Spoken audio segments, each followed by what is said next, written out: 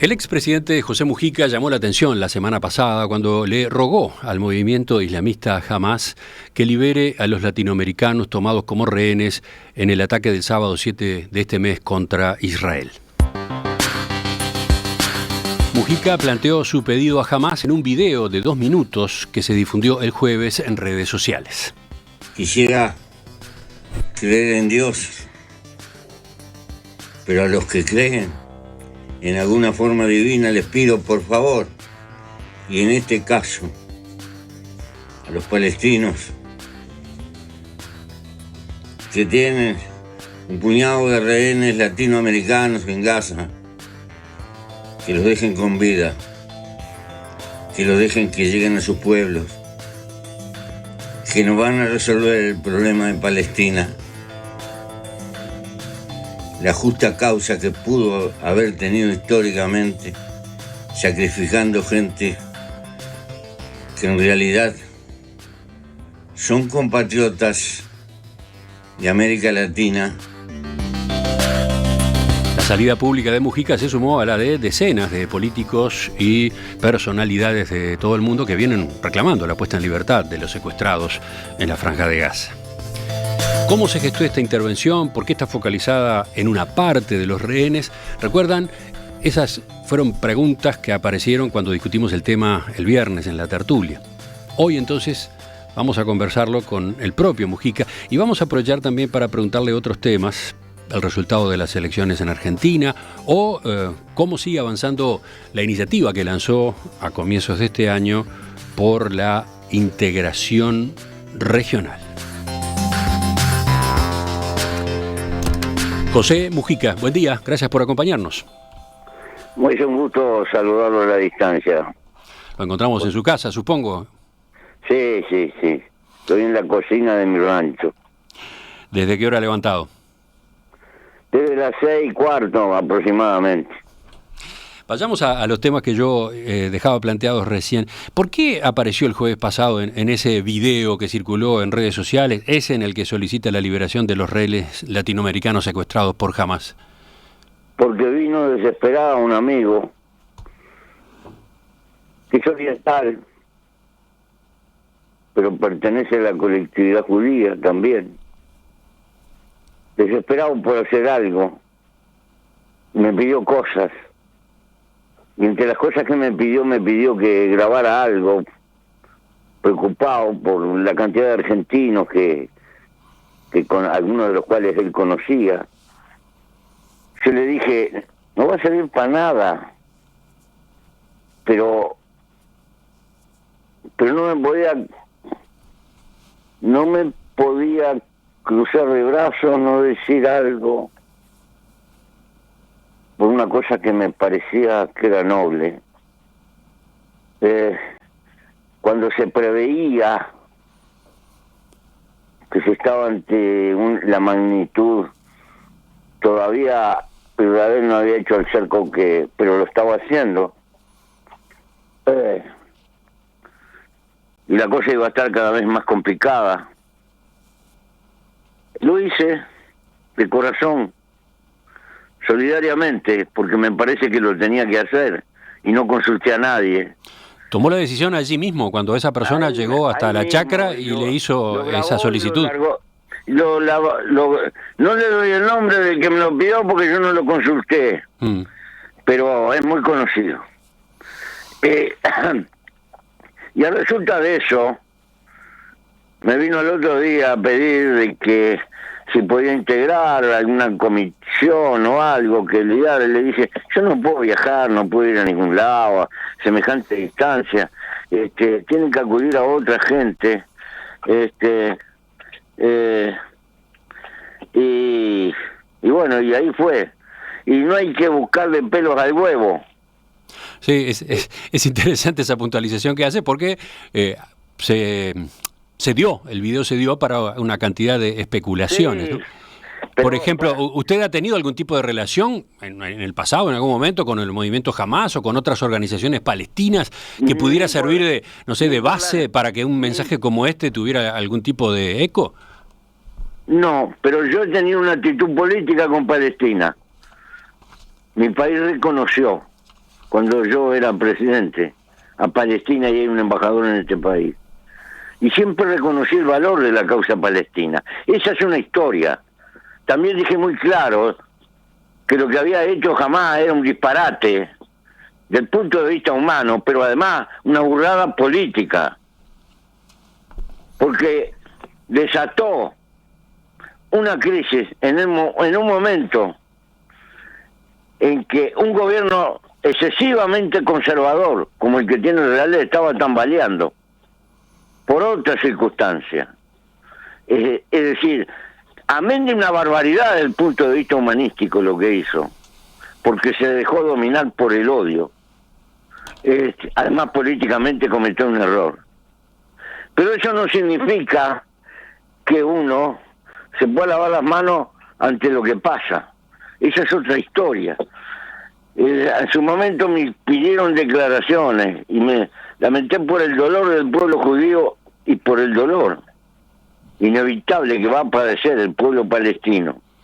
Esta es de esas cosas que uno las ve venir y que no se puede hacer nada. Y bueno, me ubiqué en eso. Le planteo otra de las lecturas, otra de las conversaciones que generó su video. El término rehenes se asocia por lo menos a dos etapas de su vida, digamos, ¿no? En las décadas de 1960 y 1970, el MLN que usted integraba secuestró personas como parte de su lucha política armada. Después, cuando llegó la dictadura militar, usted que ya estaba preso, fue pasado por quienes gobernaban a la categoría de rehén y fue sometido a las peores condiciones de reclusión. Entonces, la pregunta es, ¿pasaron por su cabeza esos antecedentes cuando elaboró ese mensaje la semana pasada, ese pedido de liberación? No pasaron por mi cabeza, pero seguramente que están enterrados en mi subjetividad. Yo no vivo mirando para atrás. Si un defecto fuerte tengo es que soy terriblemente espontáneo y 3x2 se me va la moto. Pero no pasó. Pasó que es una causa digna y punto. Y está. Y nada más que eso. Y no tuvo ninguna otra consecuencia ni ninguna otra intención. Otra de las preguntas, ¿por qué su pedido se refiere solo a los latinoamericanos secuestrados cuando hay en total más de 200 rehenes allí retenidos en la Franja de Gaza? Porque fue lo que me pidieron. Y sé que es un problema brutal, pero vamos por parte. Si pido totalmente, menos efecto va a tener, porque es imposible. Y nos parece que nosotros estamos muy alejados del conflicto. Y me puedo haber equivocado, pero... Sí, porque hubo voces que dijeron, es un planteo, entre comillas, egoísta, referido a una parte nada más de los secuestrados, ¿no? Sí, pueden tener razón. Esa visión puede ser. Pero fue lo que sentí en el momento que me lo plantearon. Porque estaban familiares de algunos amigos y etcétera. Sí, puede ser. Si hoy lo grabara, ¿lo corregiría en ese sentido? Probablemente sí. Pero, ¿sabe una cosa? Como está la cosa, hoy no lo grabaría probablemente. Ah, ¿no? Porque cada vez está peor esto. A ver, justamente para terminar esta parte quería hacerle dos preguntas. La primera, usted dijo hace unos minutos que no tiene esperanzas o no tuvo muchas esperanzas de que su voz tuviera algún impacto, algún efecto. No, porque veo que están acantonados hoy y ahora se han multiplicado. Me imagino que se ha multiplicado el fanatismo. Y estoy pensando, no tengo duda de que Israel va a aplastar a Hamás. No tengo ninguna duda. Pero estoy seguro que eso no es la felicidad para el pueblo judío.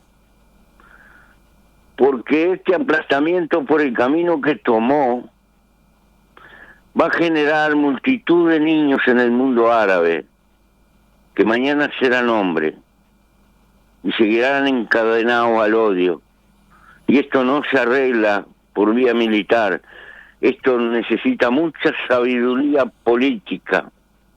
Israel la tiene en sus entrañas,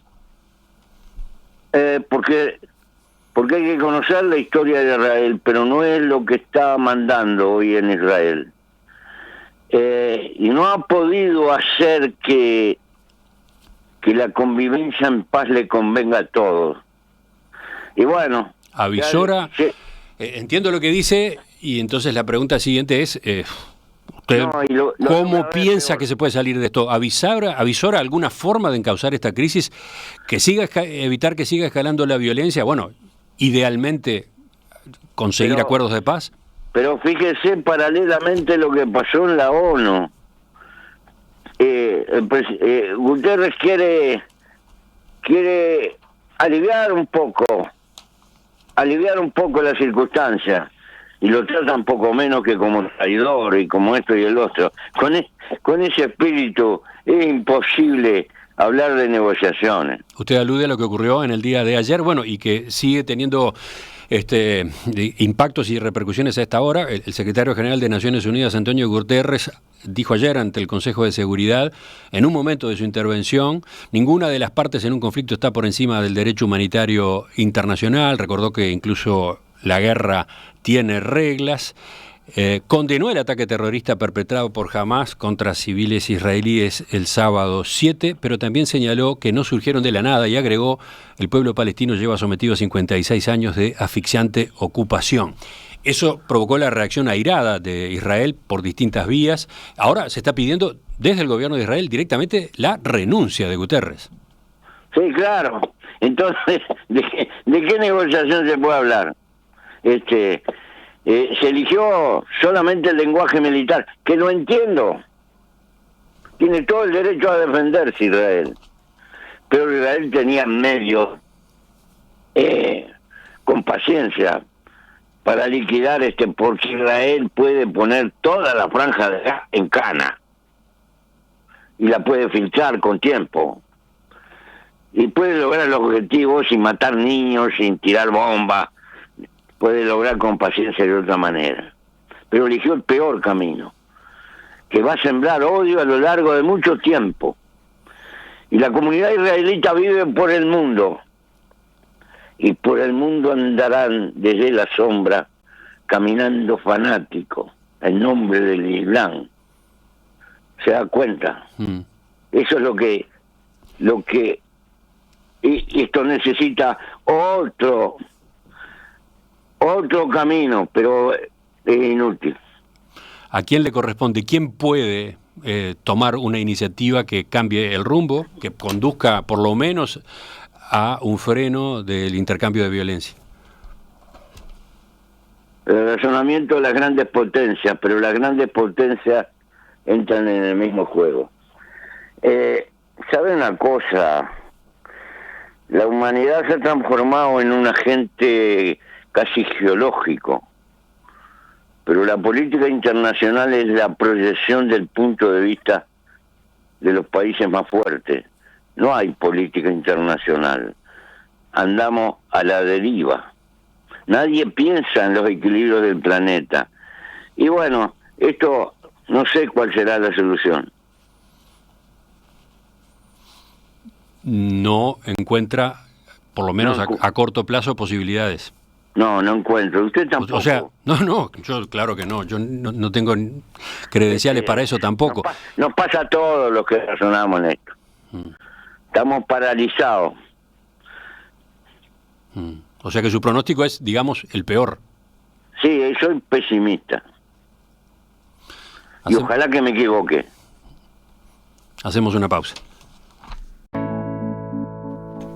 Estamos esta mañana en Perspectiva con el expresidente José Mujica. Vamos a abordar otros asuntos internacionales en los próximos minutos. En estos minutos en Perspectiva estamos en entrevista con José Mujica, ex diputado, ex senador, ex presidente de la República en el periodo 2010-2015. Mujica, le quiero consultar ahora a propósito de Argentina. El domingo pasado, en las elecciones, el ministro de Economía, Sergio Massa, sorprendió con la votación que obtuvo. Se ubicó primero cómodo, con 36,6%. Mientras tanto, Javier Milei, que lideraba en las encuestas previas y que según algunos sondeos hasta podía ganar en primera vuelta, quedó segundo bastante debajo de Massa, tuvo 30%. Y Patricia Bullrich, de Juntos por el Cambio, se ubicó tercera, lejos, con 23%. Massa y Milei pasan ahora al balotaje, que tendrá lugar el domingo 19 de noviembre. ¿Cómo vio esos resultados? Realmente a mí no me sorprendió tanto. No me sorprendió tanto porque conozco bastante a la Argentina, la he estudiado bastante. Entre ellos he estudiado ese fenómeno imposible de definir, que se llama peronismo, que no es un partido político, ni siquiera un movimiento. Es como una mística que cubre a grandes y a vastísimos sectores de la sociedad y que no existe en otra parte. Es hijo de la historia argentina, es una peculiaridad de la Argentina, como el samba es una peculiaridad del pueblo brasilero. Estuve en una manifestación política de 500.000 de personas en San Pablo zambando. Eso solamente pasa en Brasil. Bueno, las culturas nacionales de los grandes escenarios están teñidas por su historia. Y esto daría para largo. Y ese fenómeno está ahí, no está muerto. Y naturalmente fue ayudado por factores circunstanciales. Creo que, envanecido por el éxito, el personaje se apropió en demasía con la escena, cometió muchos errores de fanatismo. ¿Usted alude ahí a Javier Milei? Sí, claro. Y Massa, no sé si lo podrá concretar, pero tuvo un discurso muy maduro, apelando mucho más a lo nacional, a la no agresión, a la salida, etcétera. Se comportó por lo menos por lo que yo vi, como un verdadero hombre de Estado. Pero fue muy curioso cómo el peronismo, o cómo el candidato que representa al peronismo y sus aliados logró remontar el muy mal resultado que había tenido en las internas, ¿no? En las PASO del mes de agosto, donde había tenido su votación históricamente más baja, ¿no? Apenas 26%. Ahora logró 10 puntos más, pese a que estamos hablando del ministro de Economía de un gobierno que está navegando en una situación, está gestionando una situación con una cantidad de inconvenientes, por mencionar uno, la hiperinflación, por mencionar otro, el altísimo índice de pobreza, ¿no? Sí, es así, pero no se olvide del fenómeno de lo que dije al principio. Esta fue la peor votación del peronismo, de cada vez que vota. Es decir, triunfó porque fue una cuestión del tercio. Y bueno... ¿Cómo logra Massa despegarse de la gestión del gobierno? El resultado de la primera vuelta movilizó todo el aparato, los gobernadores, etcétera, etcétera. También se asustaron y se movilizaron. Es decir, la explicación no tiene una causa sola, creo que es multicausal. Hay varios factores que confluyeron. Por otro lado, la señora Bullrich no parece ser una figura que contagie empatía. Y son factores que se sumaron a favor de Massa, lo cual no quiere decir que el pleito esté definido. Es es un final abierto. Arranca más cómodo rumbo a la segunda vuelta Massa, Sin pero duda. está claro que tiene una cantidad de signos de interrogación por delante, ¿no? Sí. Empezando por cómo le vaya a la economía. Claro, entre ellos la economía y está en el terreno de quien cometa menos errores. ¿Usted lo conoce a Massa? ¿Ha tratado con él? Sí, yo lo conozco. Es dentro del concierto de las tendencias peronistas un hombre al que siempre han criticado internamente por ser, diríamos, excesivamente moderado. En alguna manera hay que decirlo. Y tuvo una etapa reciente muy enfrentado al kirchnerismo y en particular a Cristina Fernández y su entorno. Sí, él es un navegante de tendencia al centro, diríamos. Dentro del concierto de lo que es el movimiento peronista, que tiene de todo. Y bueno, por eso le digo, recuerde que hay pedazos del peronismo que estaban afuera. Sí, por ejemplo, el gobernador de la provincia de Córdoba, Schiaretti, que fue Exactamente. candidato por su lado. Exactamente.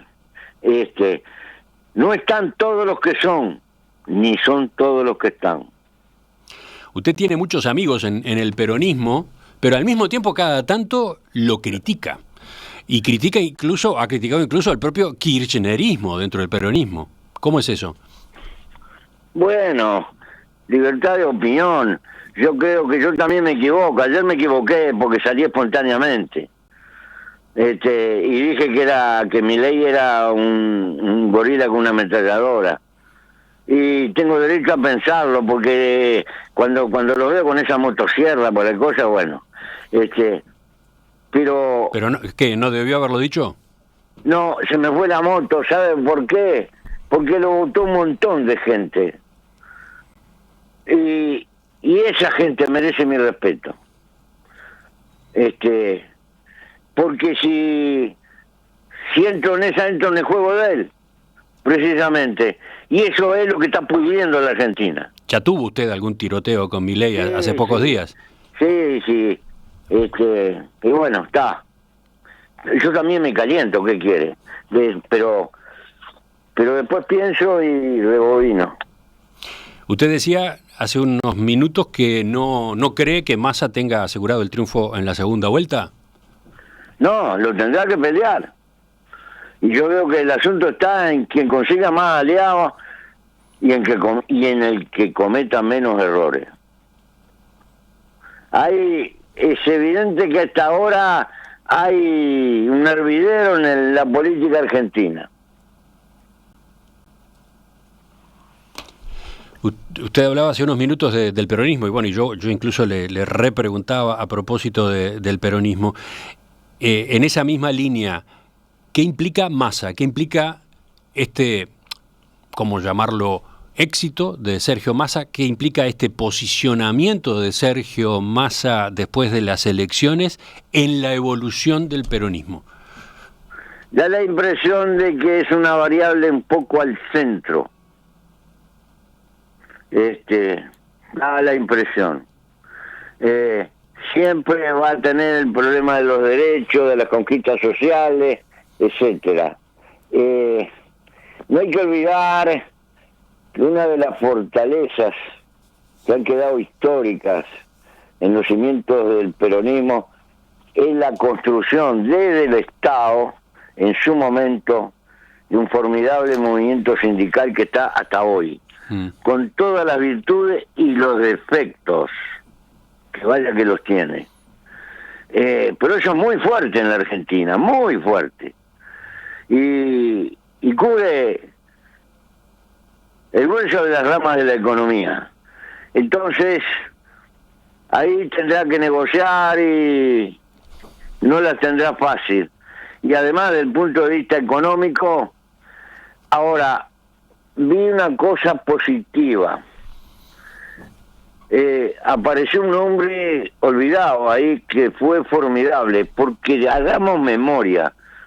la Argentina vivió un momento dramático, aquella semana donde en pocos días tuvo varios presidentes que además de casualidad, por una jugada de Duhalde, terminaron eligiendo a Kirchner.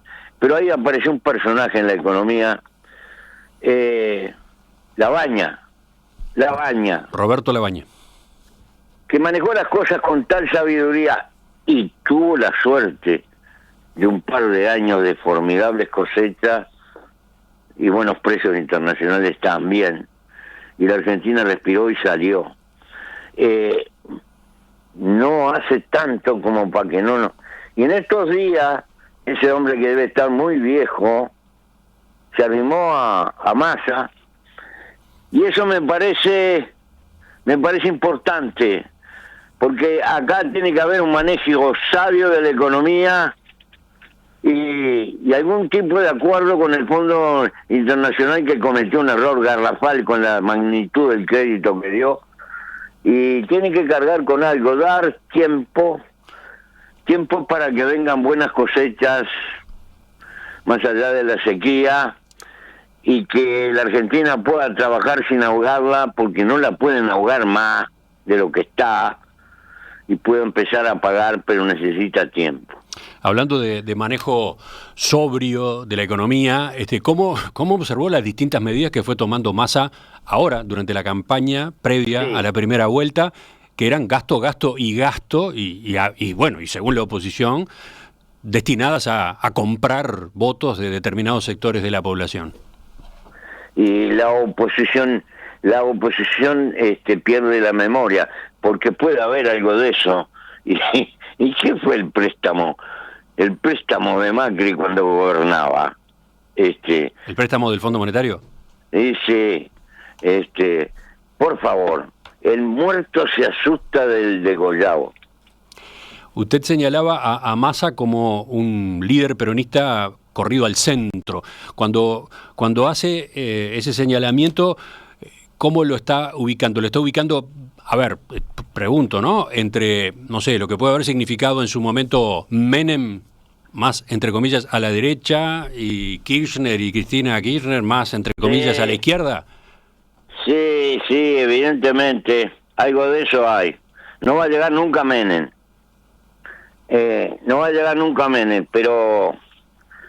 Pero tampoco es un kirchnerista puro. Porque también la ubicación del kirchnerismo en la izquierda es muy discutible. Sí, también. En el peronismo se puede discutir todo. Lo que no se discute... Pero usted puede discutir lo racional, puede discutir lo político. Lo que no puede discutir es lo religioso, la mística. Y eso está... El peronismo es una mística. Y en esa evolución por la que yo le estaba preguntando, Sergio Massa, con este posicionamiento y con estos buenos resultados electorales, sobre todo si triunfa, ¿no? Sobre todo si se impone ahora en la segunda vuelta, ¿marca el fin del kirchnerismo? No sé, porque en eso coincido con Sanguinetti. En política nunca se sabe cuándo es el fin. No sé. Aparecen nuevas figuras. Eso, y el tiempo pasa, y pasa para todo. Este hombre que votó muy bien en la provincia de Buenos Aires es una figura emergente de peso. Usted se refiere a Ángel Kicillof, que acaba de obtener la reelección como gobernador de la provincia de Buenos Aires y que viene justamente del kirchnerismo, ¿no? Sí. Entonces... Pero bueno, eso se verá. Ahora, me doy cuenta que cuesta entender lo que es la Argentina, porque claro, este fenómeno que yo anoto como cuasi religión, no lo entiende la gente. Y no pasa por nuestros parámetros comunes. Acá no existe eso. Acá existe otra cosa propia de nuestra cultura. Que es imposible para la Argentina, y por eso tampoco la comprendemos. Teniendo en cuenta pero este fenómeno del peronismo, por ejemplo, no existe en Brasil. No sé lo que va a pasar en Brasil cuando no esté Lula. Teniendo en cuenta su relación con Massa, la que usted acaba de contar que ha tenido, teniendo en cuenta bueno el análisis que hace de los resultados, usted prefiere a Massa antes que a Milei, eso parece obvio. Sí. ¿Va a ir a Argentina? ¿Va a ir a manifestarle de alguna manera su apoyo explícito? No sé si voy. Estoy viajando poco, pero ¿sabe lo que pasa? Que me parece que una política de diálogo, una política de mano abierta, entendida, con un escenario tan encendido de que te gano y te mato, de medio país contra medio país, no se sale adelante.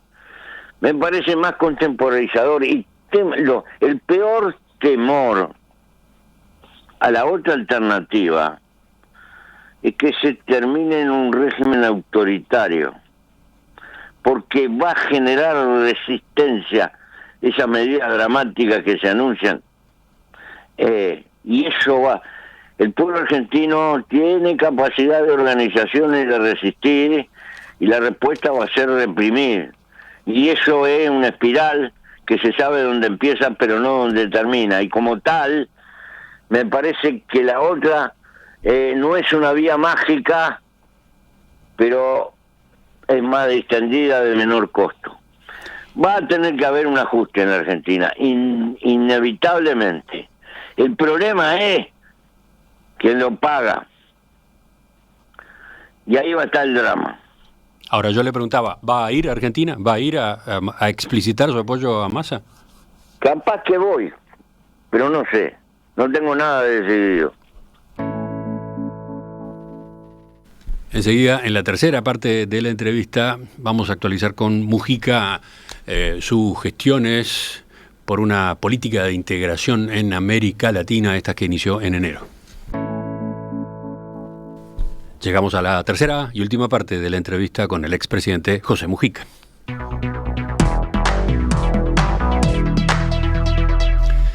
Mujica, a comienzos de este año usted lanzó una iniciativa para construir una política de integración de América Latina a largo plazo.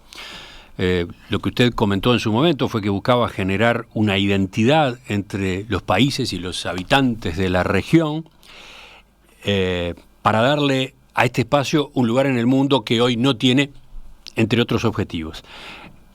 ¿Cómo sigue ese trabajo? Yo estoy comprometido, son los últimos años y lo he tomado como centro de mi militancia. Lo he transformado en una causa final de mi camino, y no porque pueda hacer tanto, sino como una levadura, como una pequeña levadura para que queden otros moviéndose, porque ¿sabes lo que me golpeó subjetivamente? Lo que nos pasó en la pandemia. Somos 6-7% de la población mundial y pusimos el 30% de los muertos. Y no fuimos capaces de juntarnos de alguna manera para decirle a la empresa farmacéutica, nos tienen que negociar la vacuna y conocimiento, porque en América hay 5 o 6 países que pueden fabricar vacunas, y tenemos que acelerar este proceso. Y cada cual revolvió el poncho y salió por la de él. Y es increíble esa debilidad. En un mundo que se está apretando cuando precisamos de alguna manera, para defender nuestra soberanía, juntarnos con los que tienen problemas parecidos, y no nos damos cuenta de eso. Creo que incluso hemos retrocedido. Las generaciones de estudiantes que dieron lugar al cordobazo y a las transformaciones universitarias, hasta los tiempos de la Revolución Cubana, este era un tema central, se movían. A partir de ahí, las discusiones fueron otras, y esto ha quedado. Y soy consciente que lo que no tenga pueblo atrás no será. Yo hice una síntesis al empezar de qué era lo que usted se proponía. ¿Estaba bien ese planteo? A ver, ¿cómo lo resume usted? ¿Qué es lo que está buscando? Primero, un conjunto de políticas que sean llevaderas, por ejemplo, que no cuestan plata, la más de esas. Por ejemplo, en lugar de decir precisamos un banco central, precisamos una moneda común, sí, todo factuoso. Necesitamos que los bancos centrales hagan el papel del arbitraje y podamos negociar con nuestras monedas y no depender del dólar. Es el trabajo, pero el comercio fue anterior a las monedas. El comercio fue lo que obligó a inventar las monedas. Es posible tener acuerdos para que nuestros profesionales puedan trabajar en un medio y en el otro. En Rivera se están dando 4 títulos que sirven para Brasil y sirven para Uruguay. Eso hay que multiplicarlo. No puede ser que un buen médico, un buen ingeniero, va a trabajar a Estados Unidos, a Europa, puede trabajar tranquilamente, y acá en América no puede trabajar. Bueno, y así yo le podría hacer el empalme de las energías eléctricas, el cambiar, el poner de acuerdo las exigencias aduaneras para exportar, cada cual tiene un rosario. Es una cosa, esas cosas no cuestan plata, son de coordinar. El poder viajar por América Latina con el documento, sencillamente, el que la gente no tenga que sufrir una tortura en los pasos de frontera. Bueno, yo podría seguir toda la mañana planteándole cosas de este tipo. Usted habló también de la creación de un himno y una bandera común. Claro, bueno, eso es otra parte, porque hay que crear una cultura, hay que construir una cultura en el largo plazo, para crear un sentido de comunidad, que es la manera de poder defender nuestra soberanía. Sí, necesitamos un nombre, una bandera, un himno. ¿Por qué? Porque los seres humanos somos animales utópicos, necesitamos símbolos. ¿Por qué tenemos la bandera? Las banderas son un trapo, pero simbolizan algo. Y necesitamos un día para que todas las escuelas de América, de nuestra América ese día, hablen de la comunidad común que componemos, del río Bravo hasta el sur. Eso no existe, estamos descoyuntados. Ahí, por ejemplo, toma como referencia la experiencia de la Unión Europea, ¿no? Que tiene su bandera, que tiene su himno, por ejemplo. Desde luego, así. Mire, leyendo un sociólogo chino, me encuentro con esto. Dice el tipo, hay más diferencia entre Cantón y Pekín o Shanghái en la historia que las diferencias que puede haber entre cualquier país europeo. Sin embargo, hemos aprendido a convivir. Y yo digo, los latinoamericanos, si hablamos despacio, de allá del río Bravo a la Tierra del Fuego, nos entendemos.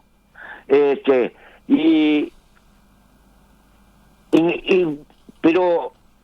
esto no es solo, pues, tiene que haber la mística para crear la cultura. Pero además cosas como esta. Todos tenemos cuerpo de hombre.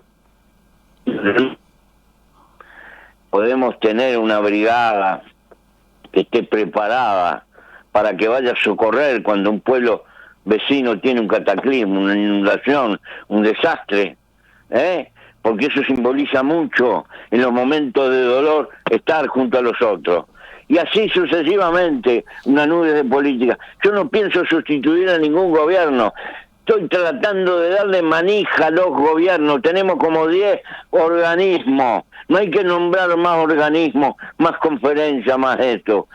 Hay que tener voluntad política de parte de los ejecutivos, y esto no es de izquierda ni de derecha. Ahora estoy luchando con la izquierda, porque esto no puede ser una bandera de corto plazo, hay que incluir a todo. Bueno, ¿cómo le ha ido con otros líderes y presidentes de la región?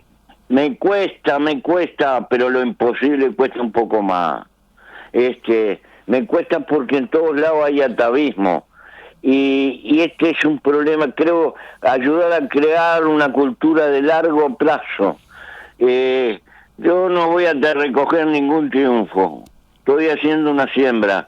Y bueno, y ayer teníamos que convocar un gran encuentro que va a haber sociales. Eso iba a preguntarle, ¿cómo se ubica en ese contexto el lanzamiento que se hizo ayer? Se presentó en Montevideo la Jornada Latinoamericana y Caribeña de Integración de los Pueblos, que tendrá lugar en Foz de Iguazú, en la triple frontera, a principios de diciembre. Según lo que se informó, van a participar 6.000 representantes de movimientos sociales, partidos políticos y sindicatos, intelectuales y artistas. Por ejemplo, articulaciones de movimientos populares, campesinos, sindicales, estudiantiles, feministas, ambientalistas, pueblos originarios, afrodescendientes, juventudes, movimientos de derechos humanos, y se plantea que van a reflexionar y compartir miradas sobre cómo construir procesos de integración que reafirmen la defensa de la democracia y la soberanía de los pueblos. Parece que esta es una movida ideológicamente de izquierda. Es bastante de izquierda porque es en el Brasil de Lula, y eso es una universidad que en su tiempo la fundó Lula, que está llena de gente latinoamericana de todas partes. ¿Usted va a participar de este encuentro? Es probable que participe, pero eso es una parte. Si me quedo en eso, fracasamos. Pero es importante. Yo le tengo que pedir a los movimientos sociales que agiten el problema de la integración lo más cerca que puedan del pueblo. Que no puede ser, porque hasta ahora los problemas de integración los han discutido los intelectuales importantes, los políticos, etcétera. Pero esto no tiene pueblo abajo, y lo que no tiene pueblo no será. Por eso es importante lo que hagan los gobiernos, pero es importante captar opinión abajo porque los latinoamericanos logramos la independencia en el momento que se organizaba la economía industrial dependiente del Canal de la Mancha.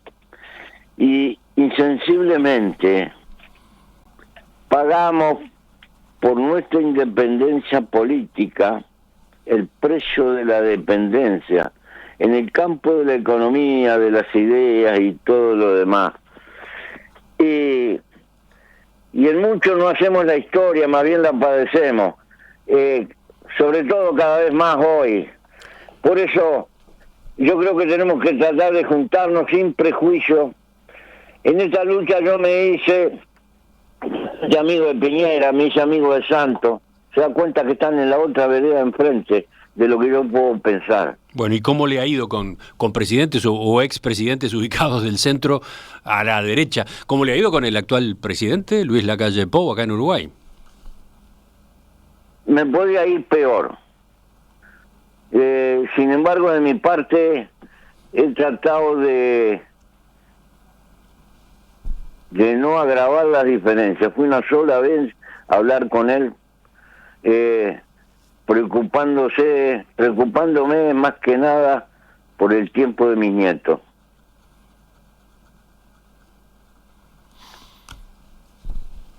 Pero tiene todavía para volver a hablar con él, para trabajar con el presidente de Lacalle Pou.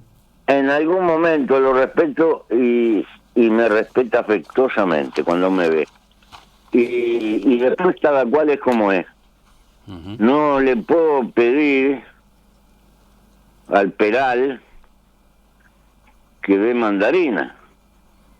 Cada cual es como es, genio y figura hasta la sepultura, decía Tercio. Pero representa una cosa importante de este país que no se puede obviar. Pero por eso, el éxito de su iniciativa, como usted mismo lo expuso hace un rato, depende de que no quede limitada a la izquierda, ¿no? Desde luego, y estoy haciendo lo que puedo en ese sentido. Ya va a tener noticias, oportunamente. Ah, bueno. ¿Pronto? Sí, sí. Bueno. José Mujica, le agradezco su participación esta mañana en Perspectiva y sus respuestas a todas estas preguntas. Muchas gracias. Hasta pronto. Saludos.